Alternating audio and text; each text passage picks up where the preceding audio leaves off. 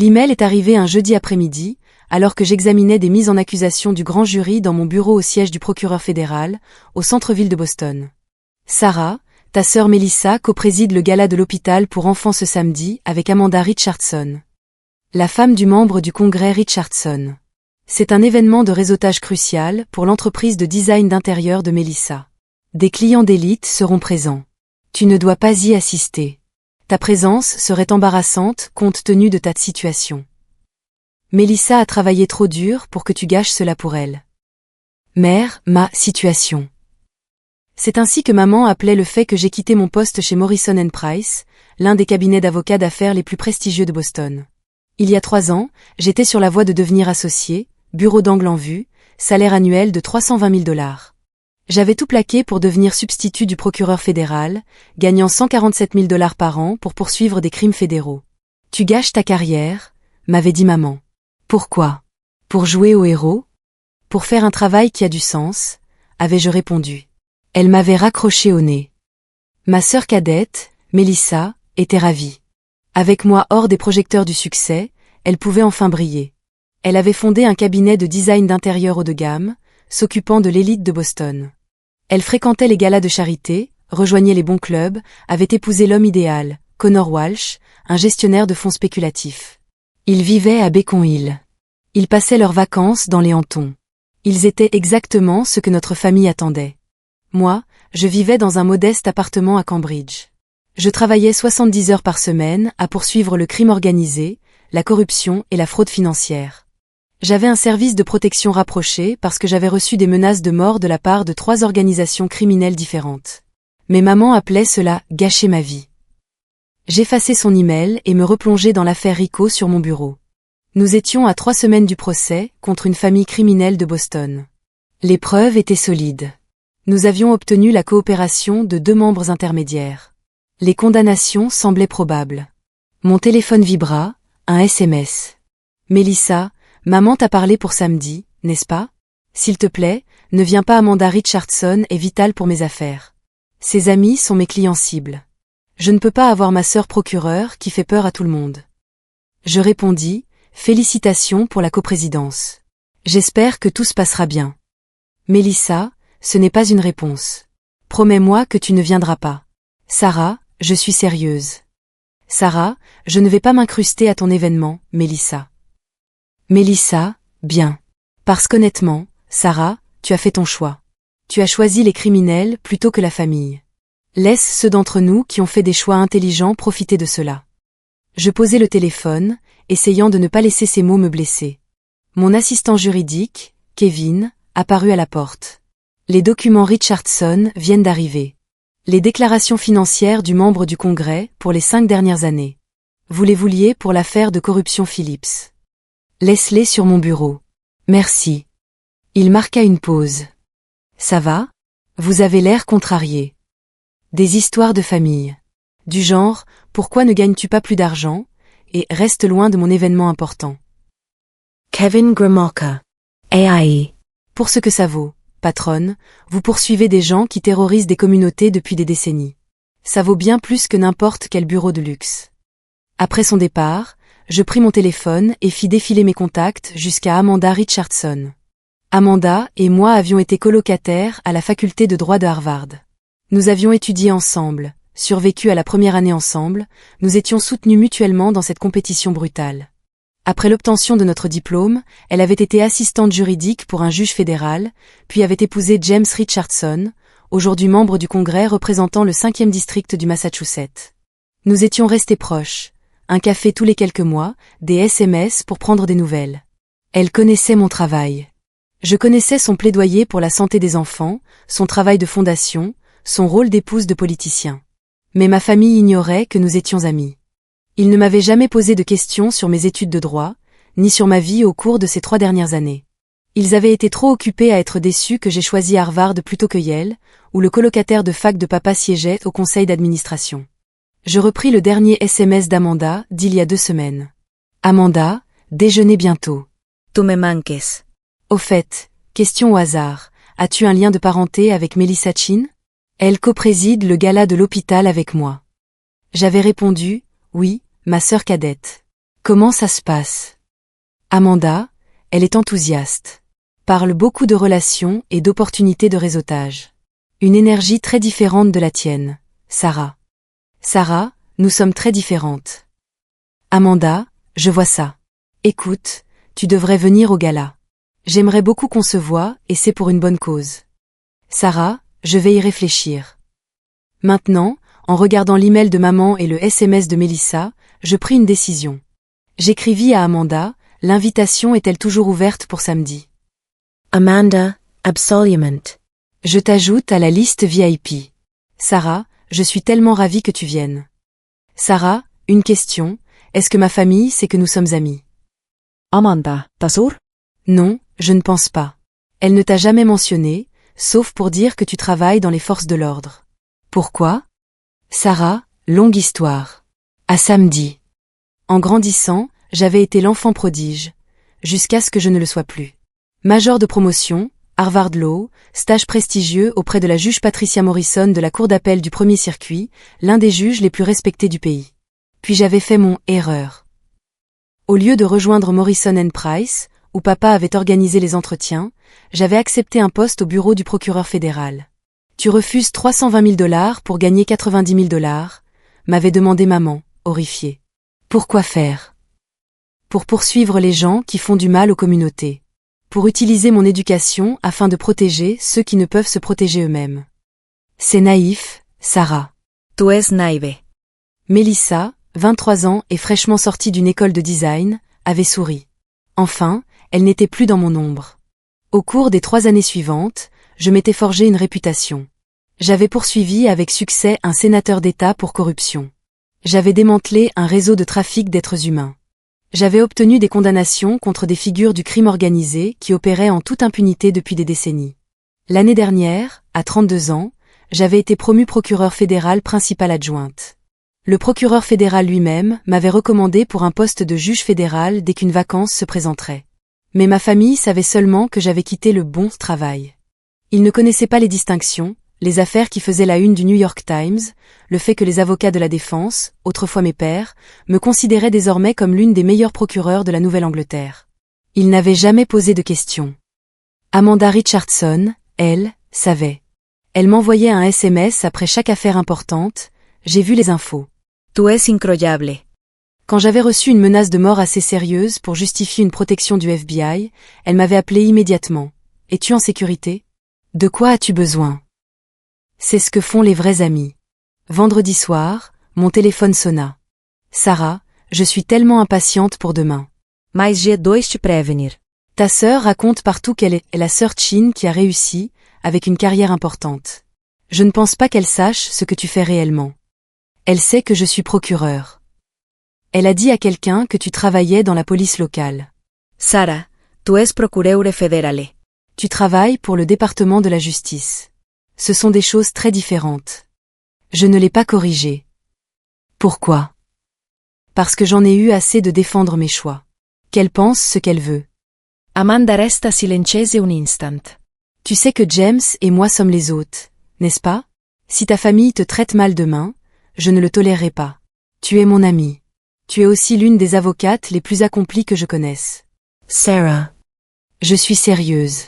Tu as été l'assistante juridique de la juge Morrison.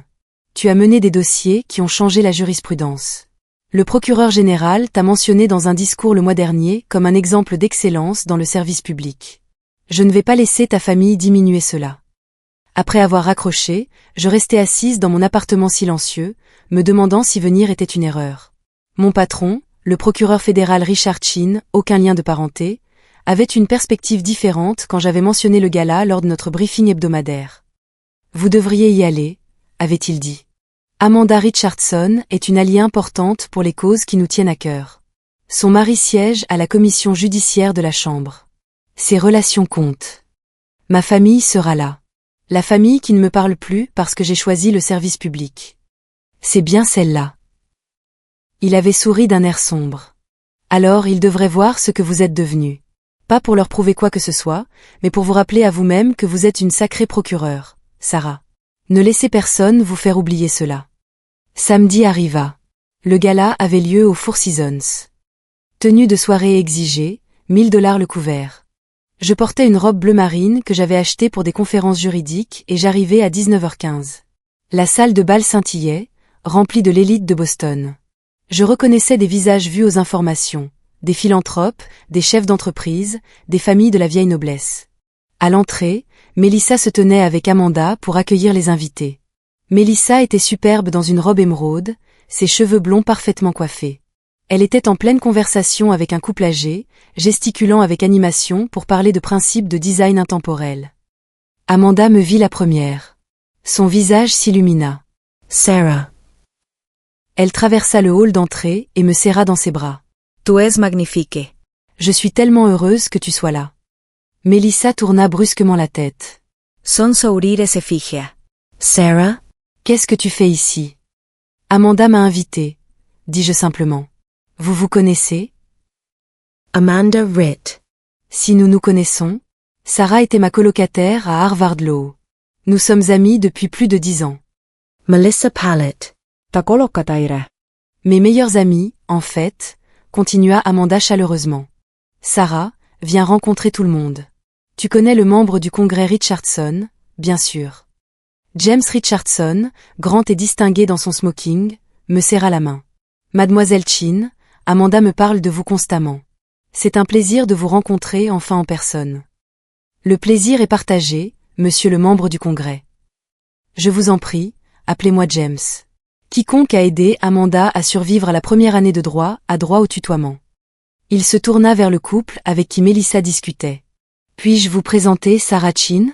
Elle est procureure fédérale principale adjointe, l'une des meilleures du Massachusetts. Sarah, voici Robert et Eleanor Whitmore. Robert Whitmore haussa les sourcils. La Sarah Chin qui a mené l'accusation dans l'affaire Giordano. Oui, monsieur. Un travail remarquable. Cette condamnation a envoyé une onde de choc à travers le crime organisé en Nouvelle-Angleterre. J'ai suivi le procès de près, ajouta Eleanor. Et l'affaire de corruption du sénateur Morrison. Mon mari et moi soutenons les initiatives anticorruption depuis des années. Votre travail a été inestimable. Melissa restait pétrifiée, la voce bée. Amanda prit mon bras. Viens. Je veux te présenter la présidente du conseil d'administration de l'hôpital. Elle pose des questions sur toi depuis qu'elle a su que tu venais. En m'éloignant, je jetai un coup d'œil en arrière. Mélissa avait l'air d'avoir reçu une gifle. L'heure qui suivit fut surréelle. Amanda me présenta à donateur après donateur, et chacun connaissait mon travail. La présidente du conseil de l'hôpital avait suivi l'affaire de trafic d'êtres humains. Un philanthrope m'interrogea sur la coopération fédérale étatique dans la poursuite de la criminalité en col blanc. Un juge à la retraite mentionna qu'il avait lu l'un de mes mémoires d'appel et l'avait trouvé magistralement argumenté. « Tu ne m'avais pas dit que tu étais célèbre », me taquina Amanda pendant un moment de calme. « Je ne suis pas célèbre.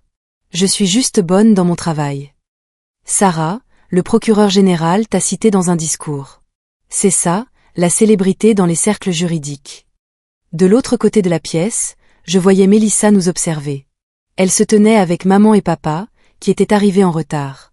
Le visage de maman était crispé par la confusion. Papa semblait mal à l'aise. À 20h30, Amanda tapota son verre de champagne pour attirer l'attention. La salle fit silence alors qu'elle montait sur la petite scène à l'avant de la salle de bal. Bonsoir à tous. Merci infiniment de soutenir l'hôpital pour enfants ce soir. Je suis ravie de coprésider cet événement avec Melissa Chin. Elle désigna ma sœur, qui esquissa un faible sourire.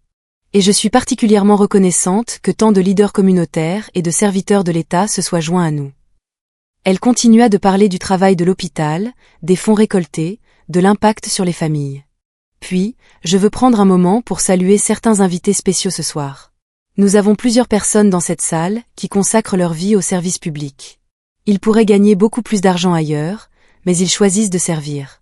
J'ai un profond respect pour ce choix. Ses yeux rencontrèrent les miens. Ma chère amie Sarah Chin est parmi nous ce soir. Pour ceux qui l'ignorent, Sarah est procureure fédérale principale adjointe et elle poursuit certains des crimes fédéraux les plus complexes de notre État. Elle s'est attaquée au crime organisé, à la corruption, au trafic d'êtres humains, des affaires qui exigent un courage et une compétence extraordinaires. Sarah, pourriez-vous vous lever? Mon cœur battait à tout rompre. Je me levai lentement. La salle applaudit. Ce n'étaient pas des applaudissements polis, c'était une ovation sincère et prolongée. Robert Whitmore se leva, suivi par d'autres. En quelques secondes, la moitié de la salle était debout. Je vis le visage de maman devenir livide. Papa me fixait comme s'il ne m'avait jamais vu auparavant. Mélissa semblait sur le point de pleurer. Amanda attendit que les applaudissements se calment. Sarah a été l'assistante juridique de la juge Patricia Morrison, l'une des juristes les plus respectées du pays. Elle est diplômée avec mention de Harvard Law. Elle a été recommandée pour un poste de juge fédéral. Et elle est aussi ma meilleure amie de la fac de droit. La personne qui m'a aidée à survivre aux 3 années les plus dures de mes études. Elle leva son verre. Aux serviteurs de l'État comme Sarah, qui nous rappellent que le succès ne se mesure pas en dollars, mais en impact. Merci, Sarah, pour tout ce que tu fais. Une nouvelle salve d'applaudissements. Je me rassis, le visage brûlant. Amanda descendit de scène et vint immédiatement à ma table. C'était trop? J'aurais probablement dû te prévenir. C'est bon. J'ai survécu. Merci. Ta famille a l'air sous le choc. Ils ne savaient pas, comment pouvaient-ils ne pas savoir? Sarah, tu es extraordinaire dans ce que tu fais. Ils n'ont jamais posé de questions. Son expression passa de la confusion à la colère. Ils n'ont jamais? Sarah, tu poursuis des crimes fédéraux majeurs depuis 3 ans, et ta famille ne le sait pas? Ils savaient que j'avais quitté le cabinet. Ils ont décidé que cela signifiait que j'avais échoué. J'ai arrêté d'essayer de les corriger. La mâchoire d'Amanda se crispa. Excuse-moi un instant. 10 minutes plus tard, maman s'approcha de ma table. Son visage était un masque de calme étudié, mais ses mains tremblaient légèrement. Sarah, puis-je te parler? Bien sûr. Elle s'assit, lissant sa robe. Je ne savais pas que tu connaissais Amanda Richardson. Nous étions colocataires à Harvard. Tu ne l'as jamais mentionné. Tu n'as jamais posé de questions sur mes études. Elle tressaillit. Et ton travail? Amanda a dit que tu es procureur fédéral. Procureur fédéral principale adjointe. Oui. Je suis au bureau du procureur depuis 3 ans. Mays too has quit Morrison and Price. Tu as renoncé à devenir associé. Pour poursuivre des crimes fédéraux, crimes organisés, corruption publique, trafic d'êtres humains, fraude financière. Je travaille pour le gouvernement des États-Unis. La bouche de maman s'ouvrit et se ferma. Nous pensions. Tu avais dit que tu travaillais dans l'accusation. Nous pensions que tu parlais des tribunaux locaux, du bureau du procureur de district, quelque chose comme ça. Je suis une procureure fédérale. Mes affaires se passent devant la cour fédérale. Les gens qui se sont levés pour m'applaudir, beaucoup d'entre eux suivent mon travail ou soutiennent les causes que je défends. L'anticorruption, la lutte contre le trafic, ce genre de choses. Elle semblait sincèrement perdue. Pourquoi ne nous l'as-tu pas dit? Je vous l'ai dit. Quand j'ai pris ce poste, j'ai expliqué exactement ce que c'était. Tu m'as dit que je gâchais ma vie. Après cela, j'ai arrêté d'essayer d'expliquer. Mais un poste de juge fédéral? Amanda a dit que tu avais été recommandé. Le procureur fédéral m'a recommandé. Dès que le prochain siège se libère, ce n'est pas garanti, mais oui, je suis sur la liste. Maman se cala dans sa chaise. Je ne comprends pas. Tu as renoncé à 320 000 $ pour gagner combien? Je gagne 147 000 $ maintenant. J'ai été promue l'an dernier. C'est moins de la moitié. Et je fais un travail qui compte. Maman. J'ai mis en prison des gens qui ont terrorisé des quartiers entiers pendant des décennies. J'ai protégé des victimes qui n'avaient aucun autre recours. J'ai appris le métier auprès de l'un des juges les plus respectés du pays. Je me forge une réputation de juriste capable de gérer les dossiers les plus difficiles. Cela a plus de valeur pour moi que l'argent. Mais nous pensions. Vous pensiez que j'avais échoué. Je sais. Je croisais son regard. Vous n'avez pas demandé. Vous n'avez pas voulu savoir. Vous avez décidé qui j'étais, et je vous ai laissé le croire parce que j'étais fatiguée de me défendre. Mélissa apparut, le visage tacheté par les pleurs. Sarah, je dois te parler. Melissa. J'ai dit à tout le monde que tu travaillais dans la police, comme un officier de terrain. Je ne savais pas que tu étais procureur fédéral. Je ne savais pas que tu étais ça. Elle désigna vaguement la salle où les gens me jetaient encore des regards respectueux. J'ai essayé de te le dire plusieurs fois. Tu n'étais pas intéressé parce que j'avais quitté le cabinet. Tu avais tout abandonné. J'ai abandonné un travail que je détestais pour faire un métier que j'adore. Ce n'est pas un échec, Melissa. Elle essuya ses yeux. Amanda Richardson est ma plus grande opportunité de réseau. Ces gens sont mes clients cibles. Et maintenant, ils savent tous que tu es ma sœur, la procureure fédérale qui a travaillé pour une juge célèbre et qui est recommandée pour la magistrature.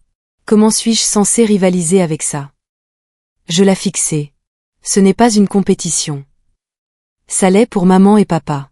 Ça l'a toujours été. Et j'avais enfin quelque chose où j'étais celle qui réussissait, celle dont ils se vantaient. Et maintenant? Sa voix se brisa. Maintenant, tu es ça. Je suis ça, depuis 3 ans, Melissa. Tu n'as juste pas posé la question. Papa s'approcha ensuite, l'air mal à l'aise dans son smoking. Sarah, c'était une sacrée présentation qu'Amanda a faite là. Oui. Procureur fédéral. Je dois admettre que je n'avais pas pleinement saisi ce que tu faisais. Je l'ai expliqué quand j'ai été nommée. Tu as dit que je quittais Morrison & Price pour le bureau du procureur des États-Unis. ¿Y pensáis? Je suppose que je pensais que c'était un mouvement latéral vers un poste moins prestigieux. C'était un mouvement vers le bureau d'accusation criminelle le plus prestigieux de l'État. Papa, les procureurs fédéraux gèrent les affaires que les bureaux locaux ne peuvent pas traiter. Crime organisé, corruption, fraude interétatique. Ce ne sont pas des petites affaires. Il ajusta ses lunettes. La fondation Whitmore a donné $50 000 ce soir. Robert Whitmore a passé 20 minutes à parler de ton travail sur l'affaire Giordano. Il a appelé cela une « poursuite historique ». C'était un cas de RICO significatif. Oui. Pourquoi ne nous as-tu pas parlé de ses succès? Je ris, d'un son amer. Vous m'avez dit que je gâchais ma vie. Vous ne m'avez pas posé de questions sur mon travail en 3 ans. Vous ne m'invitiez pas aux événements familiaux parce que je risquais de plomber l'ambiance avec mon choix de carrière malheureux. Pourquoi partagerais-je mes succès avec des gens qui avaient déjà décidé que j'avais échoué? Son visage rougit. Nous étions inquiets pour ton avenir. Non, vous étiez inquiets pour votre statut, pour ce que vous pouviez raconter à vos amis. Ma fille, la procureure fédérale qui travaille pour des juges prestigieux, ça ne sonne pas aussi impressionnant que ma fille. Elle associe chez Morrison & Price. Pas avant que l'on comprenne ce que signifie réellement la justice fédérale. Ce n'est pas juste. Vraiment? Maman m'a envoyé un email me disant de rester loin de cette soirée parce que ma situation ferait honte à Melissa. Ma situation, ma carrière à poursuivre des crimes fédéraux et à servir mon pays, est une situation à cacher. Amanda réapparut à mon coude. Sarah, je suis vraiment désolée de vous interrompre, mais il y a quelqu'un que j'aimerais vous présenter. La juge Morrison est ici. Elle est venue en invitée surprise. Mon cœur s'arrêta. La juge Patricia Morrison. Oui. Elle a su que tu venais et elle voulait te saluer. Elle est à la table VIP. Je pris congé de mon père et suivis Amanda à travers la salle de bal. À une table d'angle était assise la juge Patricia Morrison, élégante dans sa 70e année, vêtue d'une robe pourpre profond. Elle se leva en me voyant. Sarah Chin. Quel bonheur de vous voir. Juge Morrison, c'est un honneur. L'honneur est pour moi. J'ai suivi votre travail. L'affaire de corruption Phillips? C'était magistral. Votre poursuite RICO contre la famille Giordano utilisait des précédents que j'ai établis il y a 15 ans. Vous les avez magnifiquement développés. Merci. Vos avis ont été fondamentaux pour notre stratégie. Elle sourit. Le petit doigt m'a dit que vous étiez sur la liste pour la prochaine nomination fédérale. Le procureur fédéral a eu la gentillesse de me recommander. Richard Chin ne donne pas ses recommandations à la légère. Il m'a dit que vous étiez l'un des esprits juridiques les plus brillants avec lesquels il ait travaillé. Elle marqua une pause. Le moment venu, j'appellerai moi-même la commission judiciaire du Sénat. Vous avez été mon assistante. Je connais votre valeur. Vous feriez une excellente juge. Derrière moi, j'entendis un léger soupir étouffé. Je me retournai pour voir Melissa debout à quelques pas, son verre de champagne à la main, m'ayant apparemment suivi. La juge Morrison la remarqua. Et vous êtes? Melissa Chin, la sœur de Sarah. La designer d'intérieur. Amanda a mentionné que vous coprésidiez la soirée. Un travail merveilleux pour une cause magnifique. Merci, votre honneur, murmura Melissa d'une voix faible. La juge se tourna à nouveau vers moi. Sarah, déjeunons ensemble bientôt. Je veux discuter de ce mémoire d'appel que vous avez déposé le mois dernier. Les arguments sur le 4e amendement étaient particulièrement innovants. Après que la juge Morrison fut retournée à sa table, Melissa me saisit le bras. Une juge fédérale vient de dire qu'elle allait appeler le Sénat pour toi. Sarah, tu te rends compte de ce que ça veut dire? Ça veut dire qu'elle pense que je ferai une bonne juge. Ça veut dire que tu vas devenir juge fédéral avant tes 35 ans. As-tu la moindre idée de la rareté de la chose? Ce n'est pas encore confirmé, Melissa. Mais ça va arriver. Tout le monde ici le sait. Robert Whitmore m'a dit, votre sœur est l'un des esprits les plus brillants de sa génération. Eleanor Whitmore m'a demandé si nous étions sœurs, et quand j'ai dit oui, elle a répondu. Vous devez être si fière. Les yeux de Melissa s'emplirent de larmes. Et j'ai réalisé que je n'ai jamais été fière de toi. J'ai seulement été jalouse. Le gala se termina à minuit. Je récupérais mon manteau quand Amanda me trouva. Tu pars déjà? La soirée a été longue. Sarah, je suis vraiment désolée si je t'ai mise mal à l'aise avec cette présentation. Je n'en pouvais plus. Ta famille te traitait comme si tu étais une gêne, et je ne pouvais pas le supporter. Tu n'es pas une gêne. Tu es extraordinaire. Merci d'avoir toujours assuré mes arrières. Elle me serra dans ses bras. Café la semaine prochaine. Je veux tout savoir sur cette affaire Phillips. James est fasciné. Il envisage une législation basée sur les schémas de corruption que tu as exposés. Avec plaisir. Alors que je me tournais pour partir, maman apparut une dernière fois. Sarah, puis-je te raccompagner? J'aimerais qu'on discute. J'ai ma voiture. S'il te plaît. Nous avons conduit à travers Boston en silence, pendant 10 minutes avant qu'elle ne prenne la parole. Je te dois des excuses. De très grandes excuses. Maman, non. Laisse-moi finir. Ton père et moi avons passé 3 ans à te traiter comme si tu avais fait une erreur. Comme si tu avais gâché ton potentiel. Ce soir, j'ai vu des juges fédéraux, des membres du Congrès, des philanthropes et certaines des personnes les plus puissantes de Boston te traiter avec un respect sincère. Pas à cause de l'argent ou du statut, mais à cause de ton travail. Parce que tu es doué. Parce que ce que tu fais est important. Je ne répondis rien. La juge Morrison a été l'assistante du juge de la Cour suprême William Brennan. Tu le savais? C'est l'un des juges d'appel les plus respectés du pays. Et elle pense que tu devrais être juge fédéral. Elle est juste gentille. Elle n'est pas gentille, Sarah. J'ai fait des recherches sur elle pendant que tu parlais au Whitmore. La juge Morrison est connue pour sa brillance et son exigence. Si elle dit que tu devrais être juge, elle le pense vraiment. Nous nous sommes arrêtés à un feu rouge. Les mains de maman serraient le volant. J'ai été tellement focalisée sur les marqueurs traditionnels du succès, les bureaux de luxe, les salaires, les échelons d'associés. Je n'ai pas vu ce que tu bâtissais. Tu as accompli plus à 32 ans que la plupart des avocats en toute une carrière. Et je t'ai traité comme une déception. C'est vrai, acquiesçai-je doucement. Je suis désolée. Sincèrement, profondément désolée. J'apprécie, maman.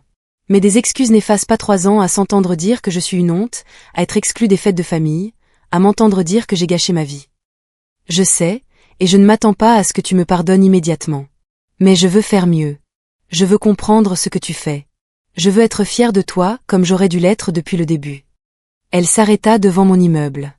Avant que je ne sorte, elle dit, la juge Morrison a mentionné un mémoire d'appel que tu as déposé.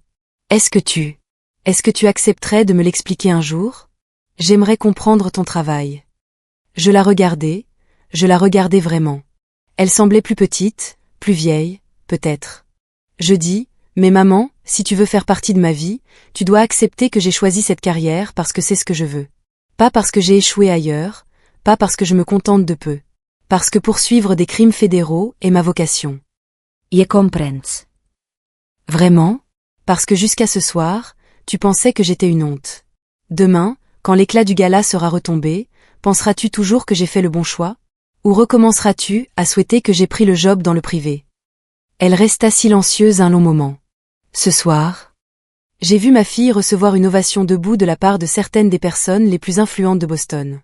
J'ai vu une juge fédérale, la juge auprès de qui tu as appris, dire qu'elle allait recommander ta nomination. J'ai vu la femme d'un membre du Congrès t'appeler sa meilleure amie et te présenter comme l'une des meilleures procureurs de l'État. Et j'ai réalisé que je mesurais le succès avec la mauvaise règle. C'est beau, Maman.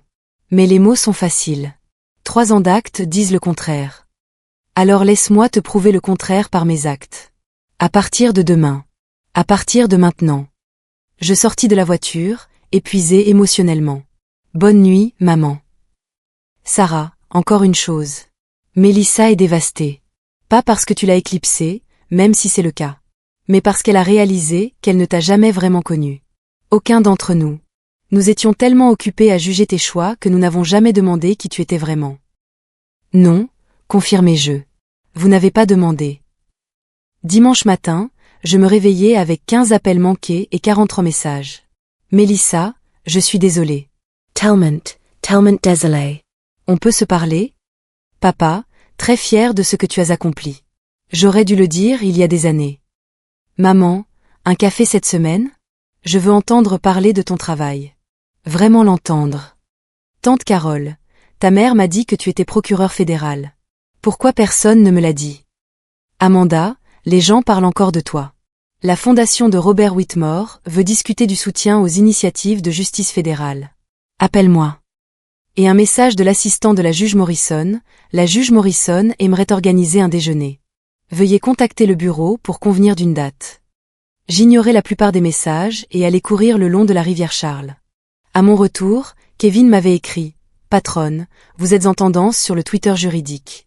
Quelqu'un a posté les commentaires de la juge Morrison hier soir. Le hashtag Federal Prosecutor Goal explose. Yegmis. La dernière chose dont j'avais besoin était l'attention des réseaux sociaux. Mais quand je vérifiais, ce n'était pas ça à quoi je m'attendais. Les tweets venaient d'autres procureurs, d'étudiants en droit, d'avocats commis d'office, des gens de la communauté juridique célébrant le service public. @LegalEagle, entendre la juge Morrison appeler à la nomination de Sarah Chin est un événement majeur. Le travail de Chin sur le crime organisé et la corruption est une référence. Voici à quoi ressemble l'excellence au parquet. @Harvard Law 2L, je viens de lire le parcours de Sarah Chin. Procureur fédéral à 29 ans, recommandée pour la magistrature à 32. C'est grâce à elle que je veux faire du droit d'intérêt public. Public Defendé, Chin et moi sommes dans des camps opposés, mais je respecte infiniment son travail. Juste, éthique, brillante. Elle ferait une juge exceptionnelle. Mon téléphone sonna, le procureur fédéral Richard Chin. Sarah, je reçois des appels concernant hier soir. Que s'est-il passé? Amanda Richardson m'a présenté lors d'un gala de charité. Ça a attiré plus d'attention que prévu. Il rite. La juge Morrison m'a appelé ce matin. Elle va de l'avant avec sa recommandation au Sénat. Elle a dit, je cite, « Sarah Chin est exactement le genre de procureur qui devrait siéger, brillante, intègre et n'ayant pas peur des dossiers difficiles. » Monsieur, je ne sais pas quoi dire. Dites que vous accepterez si la nomination arrive. Nous avons besoin de juges comme vous, Sarah, des gens qui ont choisi ce métier parce qu'il a du sens, pas parce que c'est un tremplin. Après avoir raccroché, je m'assis sur mon canapé pour digérer. Il y a 3 ans, j'avais renoncé au prestige et à l'argent pour faire un travail en lequel je croyais. Ma famille avait appelé cela un échec. Ils m'avaient exclu, rabaissé, traité comme une honte. Mais j'avais bâti quelque chose de réel. J'avais mené des procès qui avaient changé des vies. J'avais gagné le respect des juges, de mes collègues et même de mes adversaires. J'avais fait une différence. C'était à cela que ressemblait réellement le succès. Lundi, Mélissa se présenta à mon bureau sans prévenir. La réceptionniste a dit que vous étiez en audience, dit-elle en regardant mon bureau gouvernemental utilitaire. Mais votre assistant a dit que vous aviez 15 minutes entre 2 sessions. Qu'est-ce que tu fais ici? Je suis venue m'excuser. De vraies excuses, pas juste un SMS. Elle s'assit sans y être invitée. Sarah, j'ai passé 3 ans à penser que j'étais enfin sortie de ton ombre, que j'étais celle qui réussissait, celle dont maman et papa étaient fiers. Et puis samedi est arrivé, et j'ai réalisé que je n'ai jamais été dans ton ombre. J'ai vécu dans l'ignorance totale de qui tu es vraiment. Melissa. Non, laisse-moi finir. Tu poursuis le crime organisé. Tu mets des gangsters en prison. Tu as eu des menaces de mort assez sérieuses pour nécessiter la protection du FBI. J'ai vu le service de sécurité devant ce bâtiment. Sarah, tu fais un travail réel, dangereux et crucial. Et moi? Je te traitais d'échec parce que tu ne gagnes pas autant d'argent que je le voulais. Tu te concentrais sur d'autres critères de succès. Je me concentrais sur les mauvais critères. Totalement mauvais. Elle essuya ses larmes. La juge Morrison était assise à côté de moi au dîner après ton départ. Elle m'a parlé de ton travail, d'une affaire de trafic d'êtres humains où tu as sauvé 17 femmes, d'une affaire de corruption qui a changé la politique de l'État. Du fait que tu aurais pu rester chez Morrison & Price et gagner des millions, mais que tu as choisi de servir à la place. Elle a dit ça. Elle a dit, votre sœur est l'un des plus beaux exemples de ce à quoi un diplôme de droit devrait servir. Et elle m'a demandé si je comprenais à quel point il est rare d'avoir un frère ou une sœur qui change véritablement le monde. La voix de Mélissa se brisa. J'ai répondu que non, parce que j'étais trop occupée à être jalouse pour le remarquer. Je ne savais pas quoi dire. Est-ce qu'on peut repartir de zéro ? Demanda-t-elle. Est-ce que je peux enfin apprendre à connaître ma sœur ? La vraie, pas celle que j'ai inventée dans ma tête ? Peut-être, dis-je prudemment. Mais Mélissa, je ne vais plus défendre ma carrière. Je ne vais pas m'excuser d'avoir choisi le service public. Si tu veux faire partie de ma vie, tu dois accepter que c'est ce que je fais. Je l'accepte. Enfin, vraiment. Au cours des 3 mois suivants, les choses changèrent lentement. Maman commença à me poser des questions sur mes affaires. Elle ne pouvait pas connaître les détails, secret professionnel oblige, mais elle s'intéressait au travail, aux défis, à ce que signifiait poursuivre des crimes fédéraux. Elle assista à une conférence publique que je donnais à Harvard Law sur la poursuite de la corruption. Papa m'envoya un article sur les nominations judiciaires fédérales avec un petit mot, « Fier de toi ». J'aurais dû le dire il y a des années. Mélissa m'invitait à prendre un café chaque semaine. Elle m'interrogeait sur la fac de droit, sur mon amitié avec Amanda, sur le parcours que j'avais choisi. Elle arrêta de nous comparer. La juge Morrison et moi déjeunions tous les mois. Elle devint mon mentor pour la stratégie d'appel, l'éthique judiciaire et les réalités de la vie de magistrat. Amanda devint une amie plus proche encore. Nous avons travaillé ensemble sur des initiatives de réforme de la justice pénale. Son mari présenta une loi basée sur les schémas que j'avais identifiés dans des dossiers de corruption. En mars, un siège de juge fédéral se libéra dans le district du Massachusetts. Le procureur fédéral soumit mon nom. La juge Morrison appela la commission judiciaire du Sénat. Le mari d'Amanda, désormais membre influx de la commission, soutint la nomination.